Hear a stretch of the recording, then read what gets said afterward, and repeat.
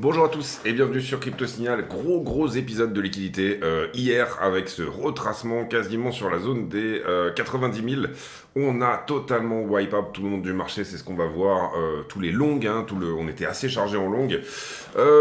C'est ce qu'on va voir ensemble directement sur la vidéo du jour. Donc ça va être vraiment, je pense, une vidéo sur la liquidité au maximum. Où est-ce qu'on en est niveau liquidité. Et voilà, allez c'est parti, intro.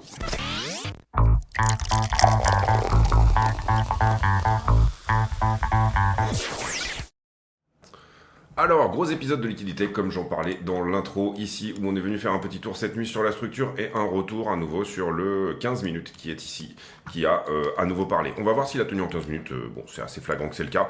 En tout cas, le 4 heures qui est ici, vous le voyez là on regarde en 4 heures, a très bien tenu, ok. Je pense même que ce 15 minutes ici a tenu. Personnellement, donc j'avais ouvert une position moi sur ce niveau-là, oui. Ce niveau-là. Et en l'occurrence, j'avais dérisqué à peu près sur ces niveaux-là. Et là, elle s'est faite sortir, malheureusement. Le problème pour moi, c'est que j'attendais un peu plus bas. J'avais une ouverture à 89 700 quelque chose. C'est pas pile poil sur le 5 minutes qui était là, c'était légèrement au-dessus. Et malheureusement, chez moi, ça n'a pas touché. Donc dommage. Donc du coup, je suis sorti de ma position sans perdre, puisque j'avais dérisqué. Donc j'ai rien perdu. Mais de ce côté-là, maintenant, je ne suis plus en position. En tout cas, depuis la zone des 90. On a un vieux trade qui tient un runner depuis la zone des 60. En tout cas, voilà, c'est très propre niveau liquidité. Hier, on était plutôt dans l'idée, ok, ça va éventuellement retester les 98 sans trop de problèmes, mais je pensais pas que ça enfoncerait autant, sérieusement, peut-être 95, mais on n'a même pas évoqué l'idée de repasser sous la structure, et là, c'est magnifique la manière dont ça s'est passé. On a eu ce gros épisode en mode carglass, voilà, nettoyage d'essuie-glace, mais c'est pas juste un coup d'essuie-glace, c'est carrément l'impact est beaucoup plus gros qu'une pièce de 2 euros et on vous change littéralement Jérôme vous change le pare-brise, vous offre une nouvelle paire d'essuie-glace avec et il vous dit bonne journée, vous n'avancez que la TVA et puis ça y est, on vous a littéralement changé toute l'histoire. Donc là, on a fait un énorme wipe-out de liquidité. Pour moi, c'est très bien, c'est une très bonne chose parce qu'on décharge complètement le train, bien sûr. Et il faut bien comprendre que dans ces liquidités-là, vous avez une quantité d'ordres infâmes qui ont été servis, ne serait-ce qu'en quelques heures, d'accord. On va descendre un petit peu en time frame pour vraiment voir un peu l'histoire. On va aussi voir que Ether a pas trop mal tenu sur cette histoire. Donc, est-ce qu'on a tenu le 1 heure qui est ici? La réponse est oui. Vous le voyez, on n'a même pas méché.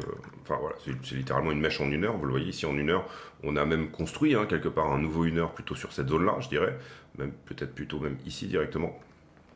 C'est un peu redondant avec le 4 heures qu'on a déjà, donc c'est pas la peine vraiment de le mettre. Et vous voyez, là, c'est incroyable, c'est que les deux 15 minutes qui sont là tiennent, ok. Donc, même en 15 minutes, vous voyez que le mouvement a été très rapide. C'est magnifique, d'accord. En termes de long squeeze, je dis qu'on peut pas juste faire mieux, d'accord. Dommage qu'on n'ait pas enfoncé un petit peu plus, j'aurais bien aimé avoir cette... En plus, c'était une entrée un peu plus conséquente que ce qu'on avait déjà en trade. Dommage qu'on n'ait pas enfoncé, allez, un petit 1000 $ de plus, ça m'aurait bien dépanné. Est-ce que, pour autant, le retracement qu'on voit là est excessivement boule, etc. Pas forcément. On va voir d'ailleurs. Pour moi, c'est excessivement boule au sens où ça y est, maintenant, pour moi, dorénavant, on peut construire un niveau qui sera au-delà des 96 parce que là, personne n'a eu le temps de rentrer, à part ceux qui étaient prêts à fil du contrat, qui avaient, entre guillemets, leurs entrées à l'aveugle dans les liquidations de tout le reste. Entre guillemets, pas grand monde n'a pu rentrer là-dessus, d'accord. Probablement peut-être que, en tout cas, on a déjà les mêmes gens qui sont rentrés là et là, donc on va aller voir est-ce qu'il y a de la liquidité désormais sous 90 qui pourrait être visité à nouveau, mais pour moi, je trouve que c'est hyper propre en termes de mouvement.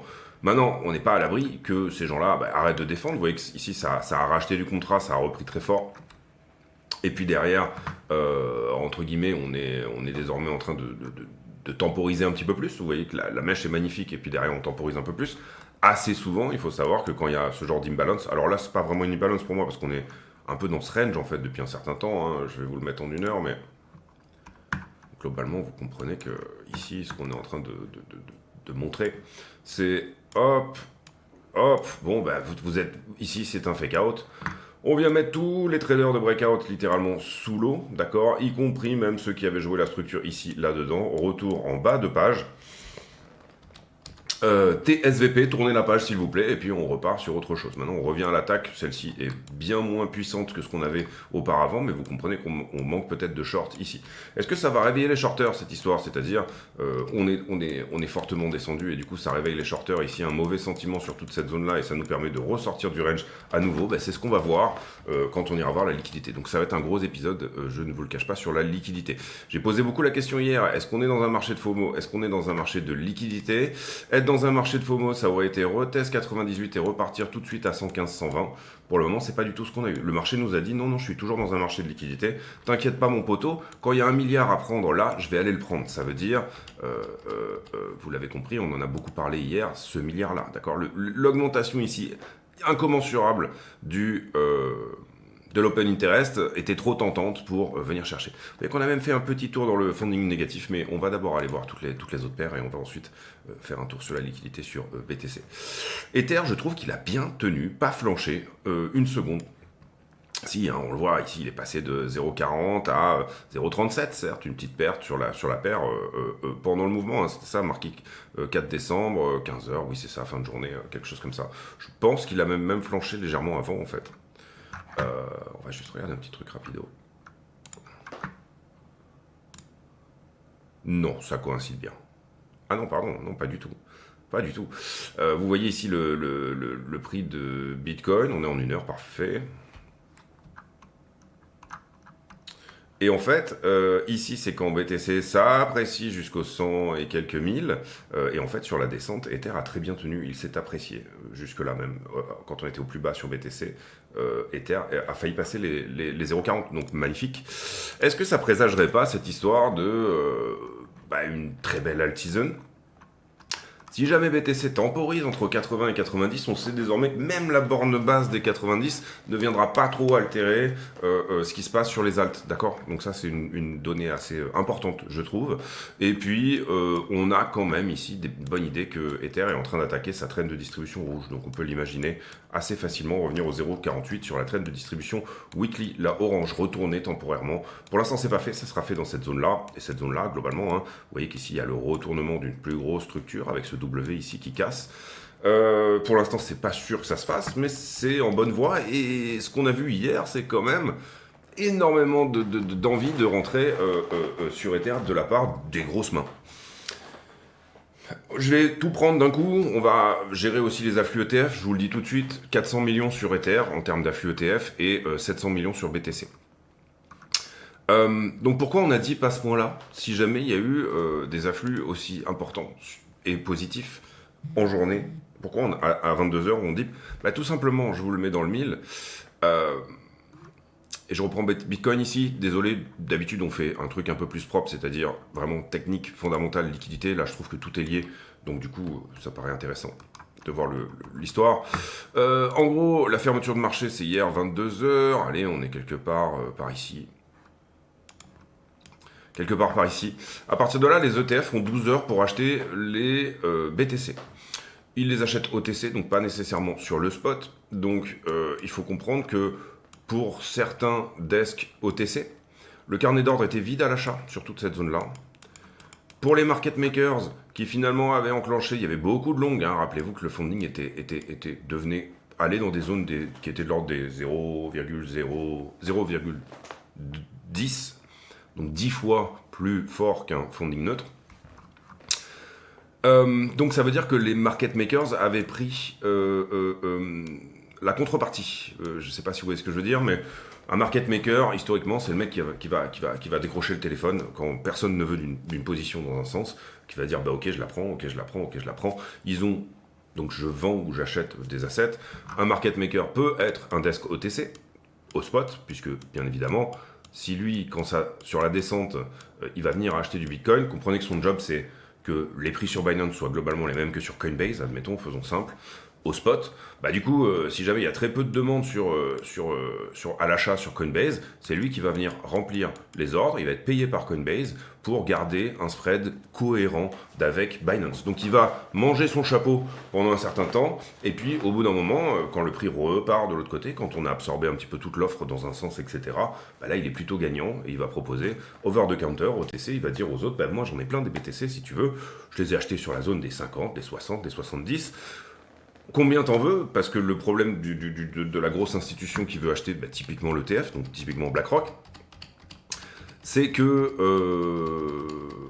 ils veulent pas acheter pour 700 millions au spot, d'accord? Sinon le prix va faire comme ça, et ils vont se retrouver à acheter pour leurs clients qui eux avaient acheté dans ces zones-là, sur la moyenne, on va dire basse, pendant une certaine journée.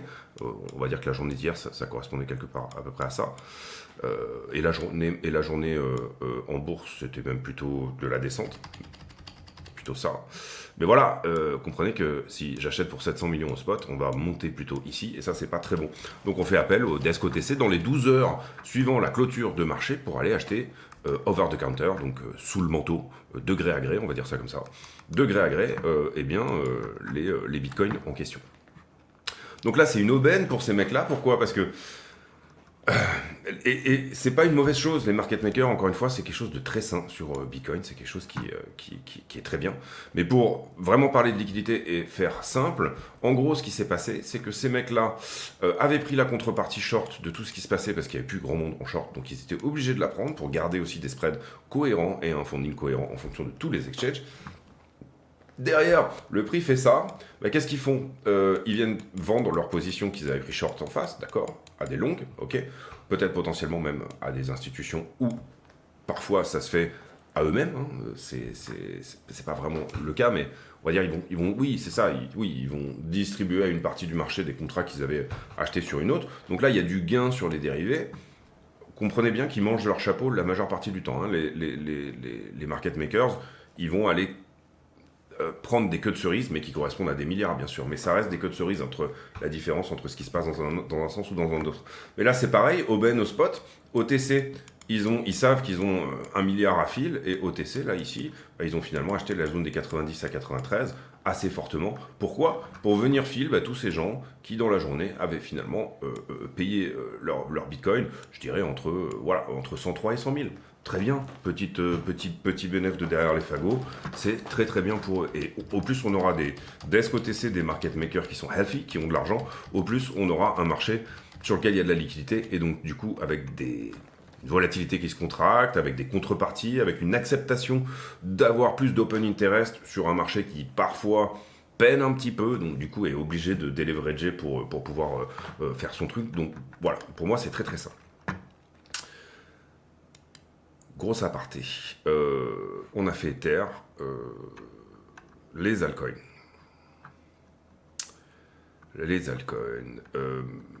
Donc, altcoin dominance, c'est ça qu'on va regarder principalement, je pense, aujourd'hui. Vous avez compris l'idée, en tout cas, de ce type d'essuie-glace. Parfois, on appelle ça un Bart Simpson, c'est-à-dire je monte, je range un peu et je redescends. Là, ici, c'est un Bart Simpson, mais il est tout de suite reparti. C'est un demi... voilà, tout ça n'est qu'une mèche, d'accord? On est déjà revenu dans cette zone-là, quasiment. Altcoin dominance. Tac, en 4 heures, on est sur la bonne charte, oui.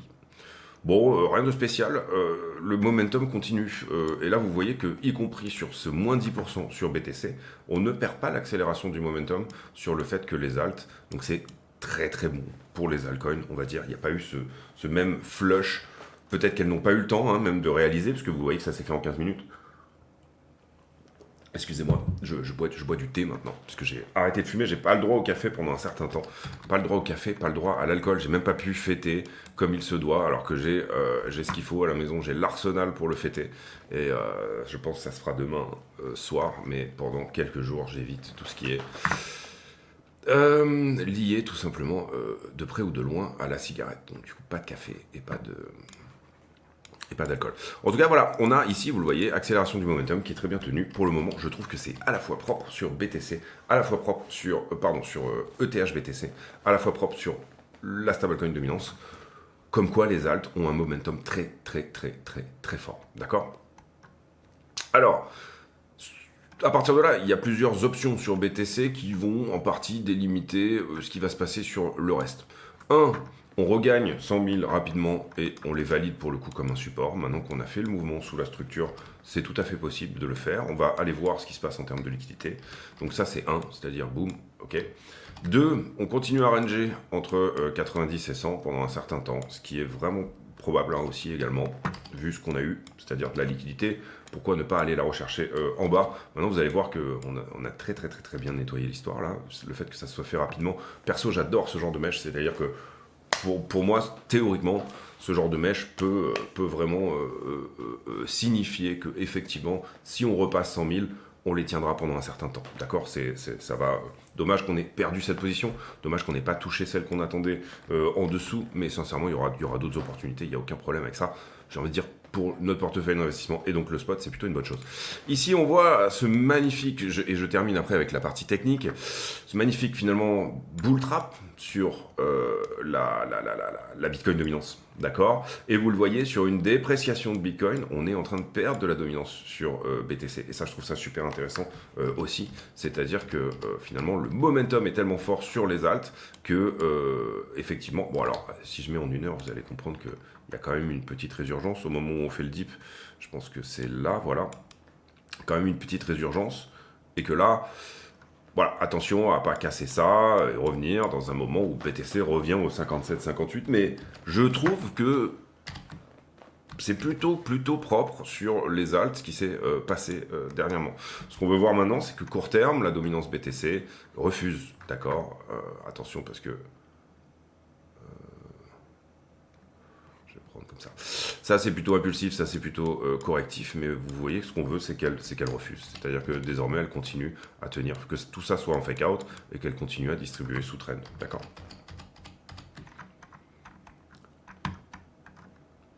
Mais on voit que ce qui s'était mis en place depuis le 4, cette montée aux 100 000 $, à la dépréciation, là où on pourrait penser que habituellement BTC prend de la dominance, moins 10% sur BTC, on est passé de 100 000 à 90, peut-être même un petit peu plus.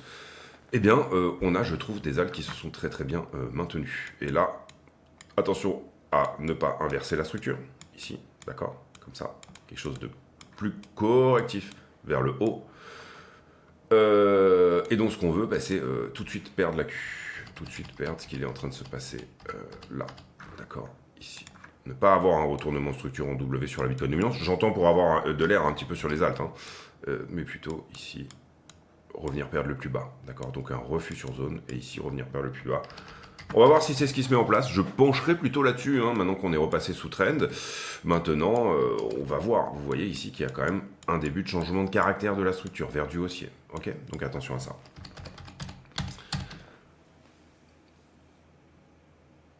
Stablecoin, je sais pas si c'est, est-ce qu'on va regarder, est-ce que c'est intéressant, oui, on voit cette résurgence. Énorme vente, hein, il y a eu de la vente forcément, du stablecoin qui a été engrangé, mais la structure reste tout à fait baissière sur les stablecoins. On est là en 1 heure, on se met en 4, on va montrer un peu la distribution du moment, on va la noter, puisqu'on ne le regarde pas souvent, en ce moment, il n'y a pas très souvent les stablecoins. Voilà, j'ai une trend qui est comme ça, et qui a priori est en train d'un petit peu s'accélérer comme ça. Ok. Voilà pour le technique, on passe sur donc toute la partie fondamentale. Ici, je ne sais pas si vous vous rappelez de ce gars-là, mais 11 ans après, il a fait la vidéo des 100 000. Du coup, il avait fait, je ne sais pas si vous vous rappelez, la vidéo des 100 $. Il était quasiment en train de pleurer, c'était incroyable. Derrière, Ether qui envoie du gros, 420 millions. Ici, c'est une petite blague, le crash du dollar sous les 1000 Satoshi, puisqu'on a passé 100 000 $, bien sûr. Les afflux ETF, 760 millions. On parle de Bitcoin ici. Et puis là, je parle de finalement ce que je viens de vous dire, aujourd'hui. J'en profite pour vous dire, et j'oublie de le dire à chaque fois, mais globalement, n'hésitez pas à vous abonner, activer la cloche des notifications, partager éventuellement les vidéos avec des potes, etc. Si le contenu vous plaît, encore une fois, je trouve que peu de gens mettent des likes en fait finalement, et bon si vous profitez, et il y a pas mal de gens qui regardent quand même, la chaîne n'a pas un momentum exceptionnel en ce moment, mais bon c'est pas grave, c'est comme ça, c'est encore une fois, moi je fais plus ou moins la musique que j'aurais aimé écouter, je m'en fous un petit peu, mais c'est sûr que c'est plus gratifiant quand il y a un peu plus de vues, un peu plus d'abonnés, etc. Donc n'hésitez pas à aider dans ce sens-là. Je reviens pas mal en ce moment sur le Discord avec des analyses d'altcoin, des choses comme ça, des entrées, enfin voilà, tout ce qui peut être un peu sympa à partager. J'essaye d'y passer 1 ou 2 heures par jour en ce moment, et tous les bénéfices de la chaîne, affiliation comprise. Donc vous avez aussi tout ce qui est en description de la vidéo qui vous permet bien sûr de vous abonner, et tous les bénéfices sont versés, je le rappelle, à Mécénat Chirurgie Cardiaque. N'hésitez pas à vous abonner sur le Twitter. On a perdu une trentaine d'abonnés, mais je pense que c'est un nettoyage de bots qui a été fait, à mon avis, dans les 2-3 derniers jours par Elon Musk. Pour ceux qui ont des comptes Twitter, dites-moi si c'est le cas pour vous, ou en tout cas j'espère n'avoir froissé personne. Voilà, 30 abonnés d'un coup, à mon avis c'est plutôt des bots qui ont été nettoyés. Ici on s'en branle un petit peu de ce que ça nous dit sur Wall Street Journal. La guerre de Binance contre la SEC, Regulatory S, qui reste déterminée à faire plier 10 crypto-monnaies. Ça c'est pas trop parti pour durer. Donald Trump qui nomme David Sachs pour s'occuper de toute la partie intelligence artificielle et crypto. David Sachs, c'est un ancien de PayPal, donc c'est plutôt bien. Et c'est plutôt bien qu'il y ait directement à la Maison Blanche, quelqu'un qui s'occupe directement de tout ce qui est crypto, intelligence artificielle, qui est en gros un des gros pivots quand même, enfin un des gros points de la campagne de Trump, bien évidemment. FOMO traders, beware, Bitcoin's high wave, price action points to confusion. Une confusion sur le marché, etc. Il y a 1 heure. C'est un peu ce qu'on dit, c'est-à-dire on revient sur un marché de liquidité. 303 millions de longs qui ont été pris en quelques minutes. On va en parler bien sûr dans la partie liquidité. La Banque Centrale Européenne, tiens, la bonne question, c'est est-ce que le fils de Lagarde a racheté au-dessus des 100 000? Ça serait intéressant de le savoir. Puisqu'il avait acheté le top, vendu le bottom, et puis ensuite peut-être qu'il a en ce moment racheté des zones qui sont quand même, je trouve, assez bien valorisées déjà.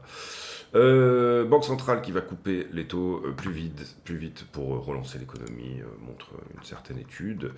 La Banque centrale en Inde qui revoit l'économie à la baisse pour 2025 et qui garde les taux d'intérêt flat. Sur l'Inde, personnellement, je trouve que c'est vraiment sous-valorisé par rapport au marché intérieur, par rapport à tout le momentum qui est en ce moment en Inde, etc. Je trouve que les niveaux de valorisation sont relativement très très bons. Globalement, en fait, finalement, quand vous regardez US par rapport à tous les marchés émergents, entre guillemets, parce que je trouve que c'est péjoratif de parler comme ça, mais bon, encore que, voilà, par rapport à tous les marchés émergents, on va dire que tous les marchés émergents, finalement, ont l'air intéressants en termes. Wall Street est tellement valorisé que tout a l'air intéressant en face, en proportion. Wall Street n'a pas peur d'un crash du marché. Aujourd'hui, très important, je pense que ce sera à 14h30 si je ne me trompe pas, puisqu'on a tout le monde a changé d'heure maintenant, ouais, c'est ça, oui, ce sera 6h plus 6h. 8h30 Eastern Time en tout cas, donc 14h30 je pense chez nous. Le rapport sur l'emploi, donc on saura quel a été le taux de chômage du mois de novembre aux US, et ça nous donnera des informations extrêmement importantes sur l'économie américaine. Est-ce qu'on va vers une récession ou pas? Il me semble que le consensus est autour des 4,1 si je ne me trompe pas. 4,1% au niveau du chôme du. On va remonter, NFP, voilà. Rapport NFP, 4,2 pour le consensus. Légère augmentation du chômage, mais pas incroyablement. Si on est au consensus, c'est plutôt bien, on va dire que c'est une non-news. Si on est au-delà ou en deçà, je trouve que les deux sont peut-être même bullish. Parce que être au-delà veut dire que l'économie se détériore un petit peu, donc sur le moment, ça risque de plomber un petit peu. Mais ensuite, on pourrait se dire que Powell va du coup devoir plus rapidement diminuer les taux, ce qui rendrait le marché plutôt content. Donc une augmentation du chômage pourrait éventuellement être bull pour les marchés à court terme. Et puis être en dessous voudrait dire que l'économie se porte bien, donc les marchés le vivraient plutôt bien aussi, au sens où les earnings seraient plutôt bons également, les prochains earnings, etc. seraient plutôt bons. Parce que là, on est quand même dans des taux. Si encore on était à 2% de chômage, aller encore en dessous, les marchés pourraient se dire bon, le marché de l'emploi est extrêmement tendu, Là, je trouve qu'à 4, dans les zones où on est actuellement, c'est certes un plein d'emploi, c'est un marché qui est relativement tendu, mais c'est pile la zone où Powell peut être obligé de pivoter plus rapidement. Vers 4,5, je sais plus, j'avais mis une borne, et il en avait parlé d'ailleurs pendant une réunion, je crois que c'est 4,2, 4,3, on est vraiment dans ces zones-là, 4,3 il me semble, où Powell dit, bon, bah, pour moi, voilà, c'est quand même le moment où pile poil, on passe en alerte jaune sur le chômage. Donc, pour moi, ce NFP est plutôt bull dans les deux sens, voilà. Mais c'est mon avis, hein. Après, quel que soit le sens. Si c'est au consensus, c'est rien du tout. Mais je trouve que on est sur ces zones-là où finalement, quasiment un rapport sur l'emploi mauvais comme bon pourrait nous envoyer vers le haut. Voilà, c'est mon avis, mais ça n'engage que moi, encore une fois.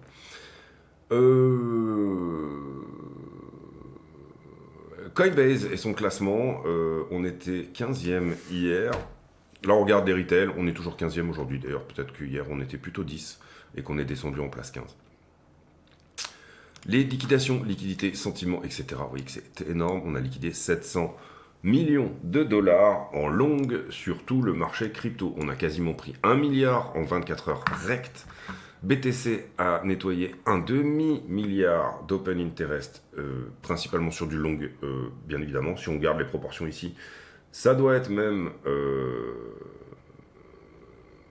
un rapport de 1 pour 8. Et puis ETH arrive deuxième. Sur la totalité, vous voyez que BTC a liquidé quasiment la totalité de ce qui a été liquidé en tout. D'accord. Enfin, c'est très mal dit, mais je prends BTC plus Ether, j'arrive à peu près à 570 millions. Et la totalité du marché ici, les alts ne sont pas venus chercher, ne sont pas venus déleverager. Donc on va aller faire un petit tour sur les alts pour voir si c'est pas le prochain mouvement. Mais je trouve qu'elles ont hyper bien ici fait leur job et tenu. Pas d'ordre à l'achat, ou pas beaucoup en tout cas, avant les 91 000 dollars ici et 90. J'ai pas énormément d'ordre ici. En ordre à la vente, j'ai rien du tout. Enfin, rien du tout. J'en ai un peu, hein, bien sûr, si je zoome ici, vous allez les voir les ordres. Il n'y a pas grand-chose sur la zone.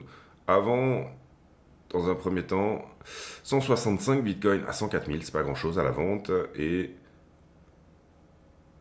280 bitcoins à 105 000. D'accord. On a un carnet d'ordre qui est vide. C'est assez rare.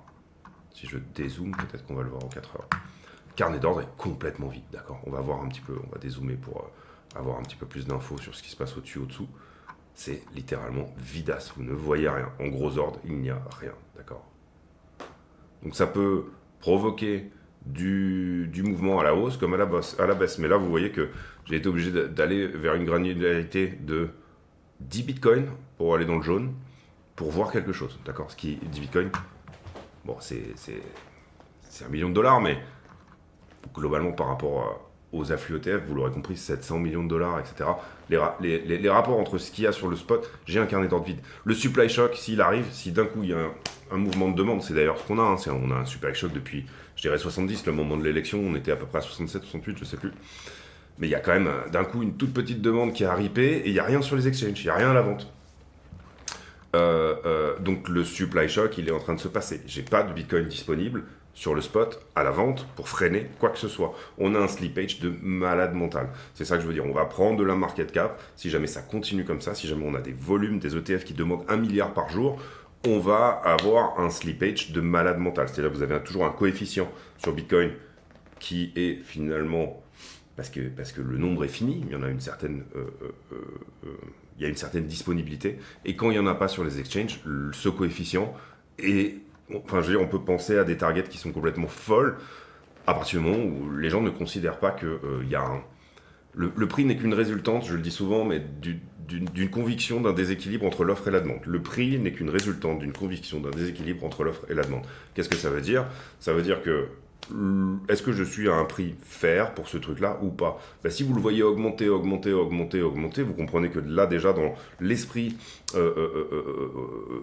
sociologique du marché, on va dire ça comme ça, dans l'esprit commun du marché, 100 000 est acceptable. C'est devenu, alors qu'avant, on aurait peut-être pu se dire, il y a un certain temps, quand BTC était à 10 000, 100 000 serait, par exemple, un top de marché, ce genre de choses. Ici, vous comprenez que la psychologie du marché est en train de changer, la sociologie du marché est en train de changer, et dans cette conviction d'un déséquilibre entre l'offre et la demande, 100 000 est en train de devenir quelque chose de totalement acceptable, d'accord?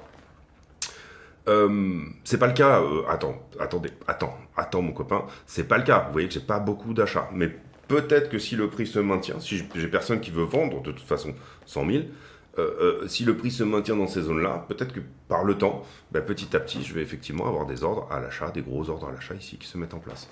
Pour le moment, vous voyez qu'on est passé totalement crème, au travers de tous les ordres de vente, et que c'est plutôt une zone vendeuse, et c'est normal, c'est un gros chiffre rond, mais on est en train d'accepter petit à petit que c'est un fair price. Ça c'est propre, hein, d'accord. On n'avait plus de long au-dessus. On vient prendre ces 3 niveaux-là.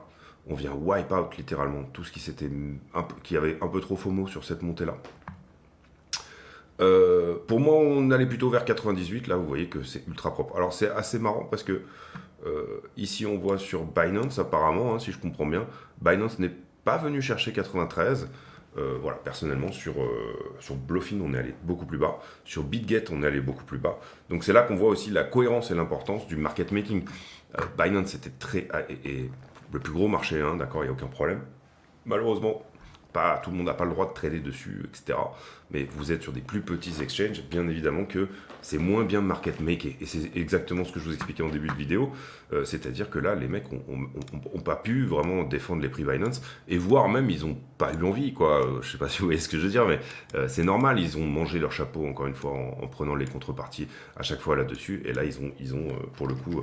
Alors, je vais peut-être faire un refresh, parce que, en fait, peut-être que la charte est pas bonne, mais c'est étonnant de voir à quel point, du coup, finalement, Binance est bien market maker, puisque c'est le leader, hein, et que les autres sont ici très largement passés sous la structure, hein, même quasiment ici, finalement. Vous comprenez, le spread ici, il est venu chercher beaucoup plus bas, là-dessous.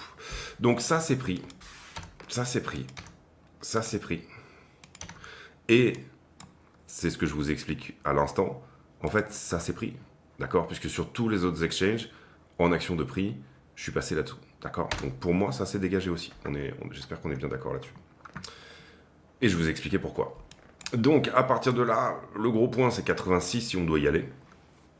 Et vous le voyez, on était à 0,10 de funding. On est passé en funding négatif en un mouvement. Et là, on est en train de se reprendre. Donc pour moi, c'est extrêmement joli, extrêmement propre. On revient dans une zone neutre de funding. Il ne faut pas trop traîner dans le coin. Je voudrais une impulsion supplémentaire plus rapidement. Peut-être un petit passage sous la structure ici intermédiaire, histoire de prendre ce qui a été pris derrière. J'ai pas vraiment de divergence de funding. C'est-à-dire, vous voyez ici, on vient liquider du long. Donc le funding diminue, c'est normal. En même temps que j'ai une diminution de l'open interest. Derrière, je reprends du long sur la montée. C'est normal, d'accord? Vous voyez ici que le marché, c'est reset. Totalement. C'est genre vraiment carglass, c'est ce que j'expliquais. Pour le coup, on n'a pas juste fait un coup d'essuie-glace, on a carrément changé le pare-brise. Là, liquidité. Vous voyez que j'ai peu de monde qui a le temps de rentrer. Et là, je trouve, en tout cas depuis ce point-là, que ça longue pas des masses, d'accord?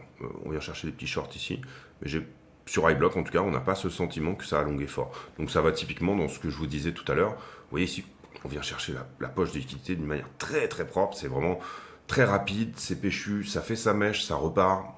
Maladies, comme disent les Russes. Atlichna. La One Week, on n'y croyait pas trop. On voyait plutôt, nous, une correction, je disais, voilà, sous les 98, par là, voilà. On est venu littéralement complètement cueillir tout ce qui se passait sur la One Week, sur la une semaine en heatmap. C'est très très propre. Et désormais, on a moins de monde dessous. Peut-être un tout petit peu de monde à 93,5, pourquoi pas. Mais je vois quand même plutôt peut-être le prix venir taper les 107, 108. On est dans ce train avec des runners, malheureusement pas avec la grosse position qu'on aurait voulu. Encore une fois, excès de liquidité, mais je pense... Alors on va aller voir, tiens, est-ce que Bybit, pour le coup, qui n'est plus ouvert, hein, pour les Français en levier malheureusement, mais est-ce que Bybit a bien tenu là-dessus, par exemple? Ça, c'est vraiment par curiosité personnelle.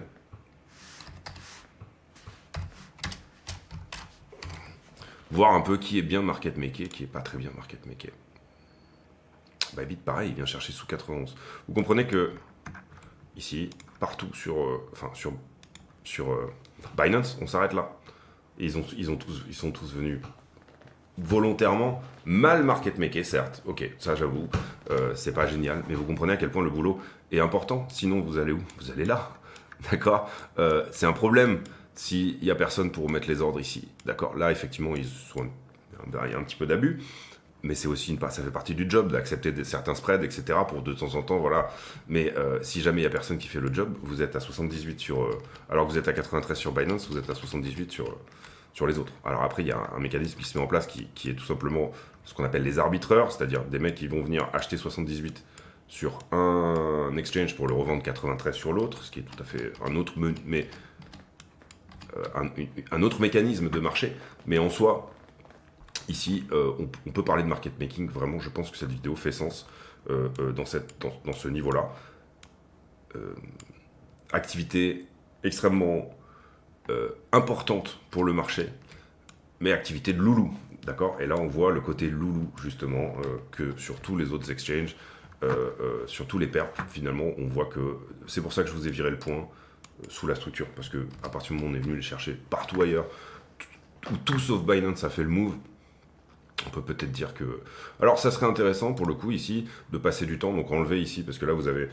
Ici, c'est une agrégation que je vous montre, c'est-à-dire vous avez tous les exchanges en même temps. Voilà, allez passer du temps pour voir si sur Binance, le mouvement était si important que ça en termes d'augmentation de l'open interest. Et si on n'y est pas allé, il y a forcément une raison. Vous voyez que sur Binance, en allant ne serait-ce qu'à 93 000 du coup, puisqu'il s'est arrêté à 93 000, Binance, on n'a pas liquidé comme sur les autres. On n'a pas vraiment fait la totalité de conversion des contrats. Il y a encore un tout petit peu de contrats ici sur Binance qui représente la moitié à peu près du marché.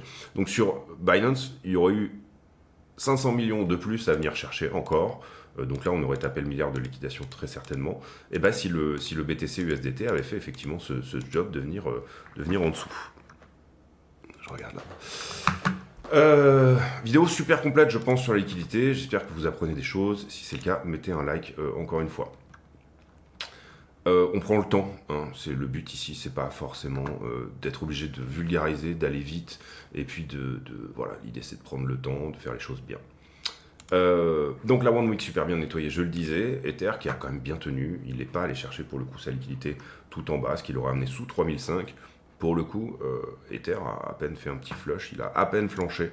Parce qu'il y a un choc d'offre aussi sur Ether, c'est-à-dire 400 millions, vous comprenez, par rapport à ce qui est en open interest et toutes ces choses-là, etc. 400 millions de demandes sur les ETF. Pour le coup, sur Ether, il y a probablement des... Et c'est ce qu'on a dit, on l'a toujours dit, qu'il y avait probablement un très joli coup à jouer. On va voir. Étonnant qu'il n'ait pas un petit peu plus flush quand même, tu vois. Mais c'est bien. Ça prouve qu'il y a vraiment de la vraie... S'il y a une FOMO, elle serait plutôt sur Ethereum actuellement. Et la liquidité, elle a parlé sur Bitcoin, d'accord ? Alors, la question qu'on peut se poser maintenant, c'est... et on va faire la conclusion de cette vidéo du coup. Est-ce que, d'une certaine manière, désormais, après ce mouvement de liquidité sur Bitcoin, on va avoir droit à un mouvement de liquidité qui n'a pas eu lieu, qui n'a peut-être pas eu le temps de se faire sur les altcoins. En l'occurrence, qu'on pourrait éventuellement regarder ici, c'est le screener, c'est-à-dire où est-ce qu'on en est en pourcentage de long sur tous les comptes. Bon, vous voyez que, on va essayer de bouger un petit peu la granularité.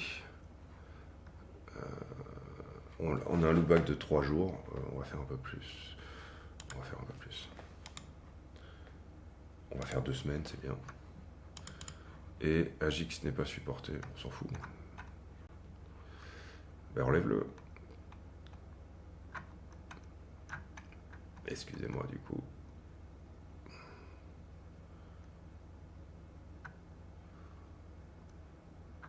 Il a déjà enlevé, je comprends pas l'histoire. Je mets en pause une seconde, je règle ça et je vous dis. Ok, donc là on regarde à peu près 2 semaines en arrière.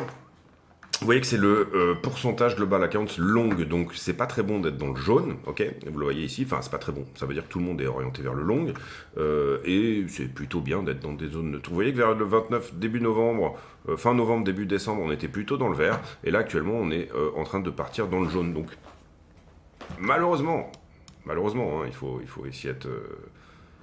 faut être intellectuellement correct. Vous voyez qu'on repasse ici, hier, du coup, après ce mouvement, on repasse un petit peu dans le vert. Donc il y a un petit mouvement de nettoyage quand même. On était beaucoup trop dans le jaune et on repasse un tout petit peu dans le vert.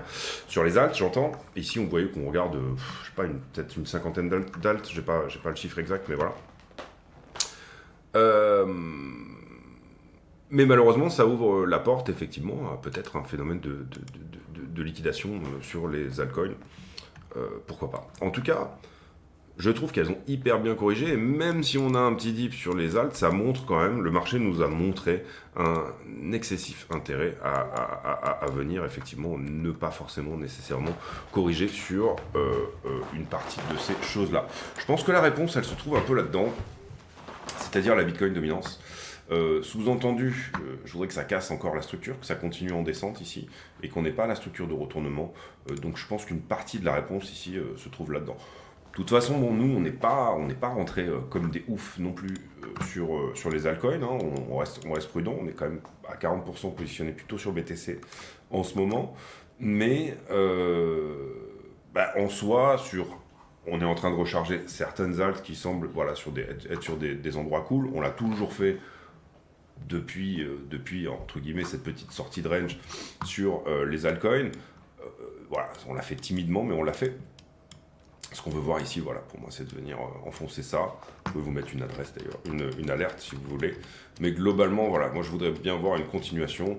Surtout qu'on vient casser ici la trend, ça j'aime pas trop. On vient un petit peu casser la structure. On veut pas qu'il y ait une continuation de structure au-delà de ce niveau-là. Donc repasser au-dessus des 57 pour finalement que BTC reprenne de la dominance. Ce qu'on veut plutôt, c'est que ici, BTC se dégage vers le bas et qu'on ait plutôt une résurgence de la dominance d'Ethereum. Si vous regardez l'Ethereum dominance, et après je vais clôturer cette vidéo, elle est globalement en train de, en ce moment, temporiser un petit peu sur la zone des 13. Mais c'est pas moche, d'accord. Bon, elle est en tendance baissière de fond, hein, mais ce que je veux dire, c'est que vous avez ici, là, on est sur du 1 heure, là, on va peut-être dézoomer un petit peu, voilà. Vous avez ici la petite structure de retournement 1 heure, vous avez un retest de ce qui s'était passé avant, vous avez peut-être ici quelque chose qui va rechercher à nouveau les 14,6%. Ce qu'on veut voir sur l'Ether dominance, c'est déjà à minima, je dirais, casser ça, d'accord. Si on se fait rejeter là-dessus, c'est le drame. Vous l'aurez compris, ça veut dire que BTC, Ether continue à faire du surplace. Il n'y a rien qui se passe, il reste à peu près sur la zone des 3007, 3009, pendant qu'on a un BTC qui... et qu'en fait, Ether et BTC concèdent de la dominance aux altcoins, d'accord. C'est ce qu'on voyait quand même, je trouve, plutôt sur les derniers jours. On veut voir une cassure sur Ether, vraiment prendre forme, faute de quoi... pour moi, on n'est pas dans une alt season qui c'est pas qu'elle devrait pas être. On est plutôt sur de l'exit pump, peut-être, voilà, sur certaines alts, et un mouvement c'est pas qu'il est pas sain, mais voilà, en théorie, on est quand même plutôt habitué à ce qu'on ait ETH BTC qui se retourne, qui donne effectivement des choses. Ensuite, on a notre rotation mid cap, ensuite on a notre rotation small cap, et puis voire micro cap, et ensuite, pendant toutes ces rotations-là, on a des narrations qui s'enchaînent, je sais pas, je vais dire une connerie, mais Web3, RWA, Real World Asset, intelligence artificielle, toutes ces choses-là. Donc petit à petit, on a nos narrations qui se mettent en place et qui viennent les unes après les autres. Vous donnez l'impression même d'être en retard si vous n'êtes pas forcément sur une narration, par exemple. Et éventuellement, pour certains, c'est là qu'il faut faire extrêmement attention, vous attraper, c'est-à-dire vous dire en fait vous aviez les bons tokens par exemple en RWA, mais c'est Web3 qui va péter en premier, vous dites, et là encore une fois j'ai aucune idée de l'ordre, donc du coup je vous donne, en fait vous vous dites ah ben mince, c'est là-dessus qu'il faut être, et puis là, à ce moment-là c'est l'inverse qui se passe, c'est-à-dire si vous avez swappé, voilà, donc c'est pour ça qu'il faut être prêt en fait tout simplement, et puis il faut avoir déjà des zones de distribution où vous pensez pouvoir distribuer. Pour moi, si vous voulez, comment dire, là, je vais faire une grosse aparté, ça va être vraiment être des trucs très simples, mais j'ai lâché une vidéo il n'y a pas longtemps, et du coup, je me suis permis de la regarder pour voir si elle était vraiment bien. C'était une vidéo qui datait de l'époque où Bitcoin était plutôt dans les 40K, et où j'explique, bon ben voilà, comment vous devez vous mettre en place pour un bull run, etc., toutes ces choses-là au niveau mindset. Quand vous vous préparez ici pour ce genre d'événement, pour savoir bull run, pour moi, il y a plusieurs choses. Déjà, vous devez être d'une certaine manière reposé, vous devez déjà avoir votre vision du marché, etc. Vos bagues, ils doivent plus ou moins être prêts. Et si c'est pas le cas, ça veut dire qu'il faut déjà être prêt à rentrer, donc avoir déjà vos ordres d'achat qui attendent. Et parfois, ça va être des ordres d'achat qui sont risibles à un moment donné, mais quand vous avez le dip, je vous assure que c'est des ordres qui passent, donc être patient.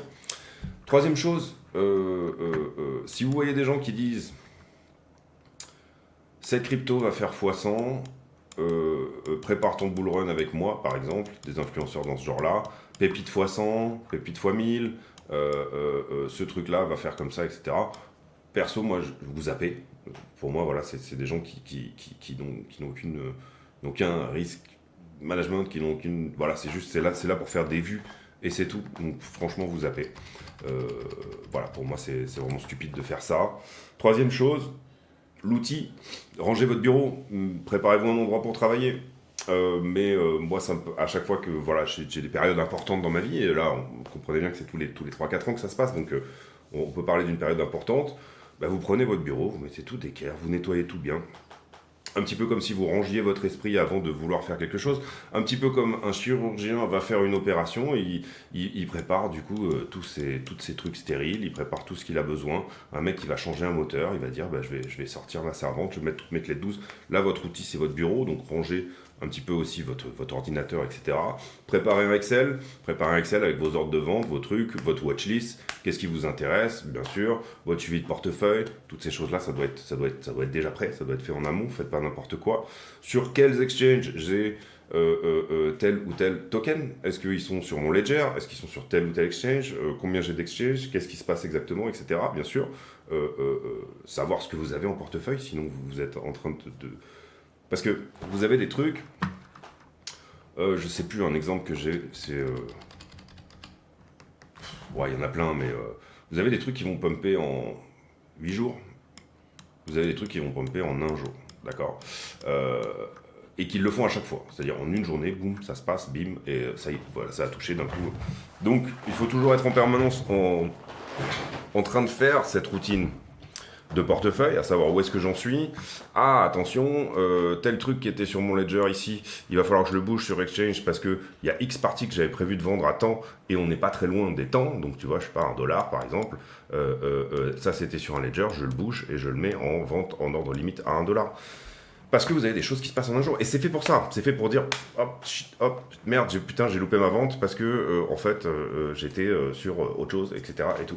C'est un job. Donc, déjà, vous êtes sur l'opportunité de faire beaucoup d'argent, c'est générationnel, vous devez théoriquement, tout doit être prêt, c'est-à-dire que si, encore une fois, vous avez des choses qui sont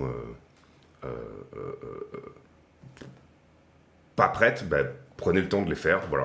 Et comment réussir votre bull run, pour moi, c'est ça. Donc vraiment, petit moment un petit peu... Et puis, oubliez tous les influenceurs, voilà. En soi, même moi, si je vous donne des targets de prix, des trucs intéressants, etc., c'est vraiment plus de la méthode que je vais vous donner. C'est-à-dire vous montrer une charte, comment elle est intéressante, à quel moment elle m'intéresse. Mais en soi, il n'y a pas de secret. Vous n'achetez pas vertical, vous achetez un truc qui est plutôt horizontal. Le truc sur lequel que tout le monde conchit, entre guillemets, et on en voit plein aujourd'hui de Chile XRP. Alors que sur le moment, ils étaient là en train de dire non mais c'est de la merde, regarde, ça bouge pas, etc. Vous en avez plein des comme ça, les ADA et compagnie. Bon, on voit quand même que c'était plutôt dans des accumulations de Wyckoff, c'était relativement évident sur les charts. Quel que soit, c'est des vieux coins, on s'en fout, c'est pas la question. La réponse c'est est-ce qu'il y a de l'effet de réseau dessus? Oui. Est-ce qu'il y a du monde dessus? Oui. Est-ce qu'il y a un intérêt institutionnel? Oui. Et est-ce que ça a cassé une distribution et que c'est en train de faire quelque chose qui est à plat? Ben, oui ou non. Après, à partir de là, ben, forcément, si on en sort vers le haut, tant mieux. Si on en sort vers le bas, ben, vous êtes le dindon de la farce, mais c'est pas grave, vous avez acheté quelque chose sur déjà un endroit où il y avait du volume profile, quelque chose qui vous avez des très belles chances derrière et forcément un jour d'y revenir. Parce que le marché a fait des choses dans ces zones-là. Voilà, ça c'était peut-être plus le moment un petit peu... on parle à côté, etc. Donc voilà, Ether Dominance, ce qu'on veut voir, moi je trouve que ça serait plutôt sain que Ether pète, c'est le deuxième, hein. There is no second best, comme on dit. Ether pète déjà un peu tout ça, qui nous montre cette envie potentielle de retourner dans des niveaux de dominance plus cohérents.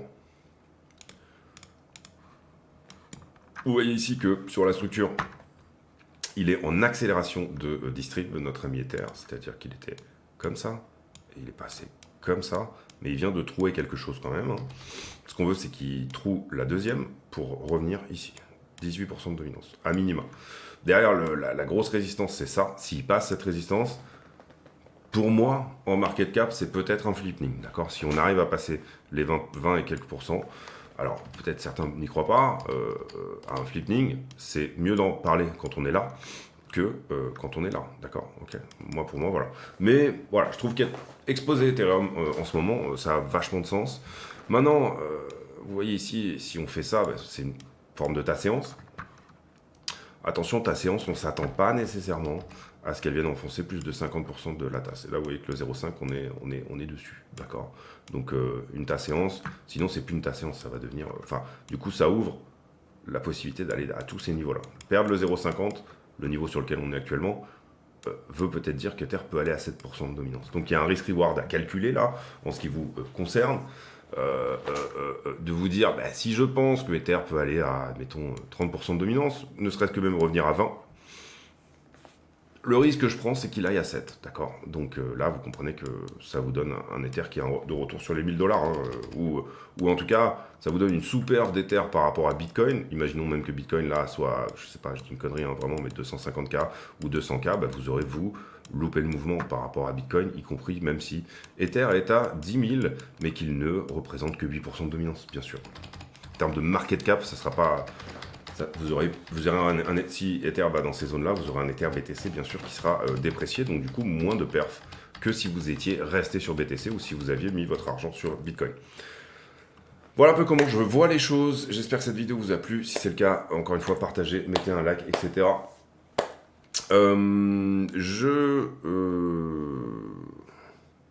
J'ai pour habitude en fin de vidéo de poser une question à la con, c'est-à-dire une question qui n'a rien à voir avec le prix du Bitcoin. Je sais pas pourquoi le micro est aussi loin.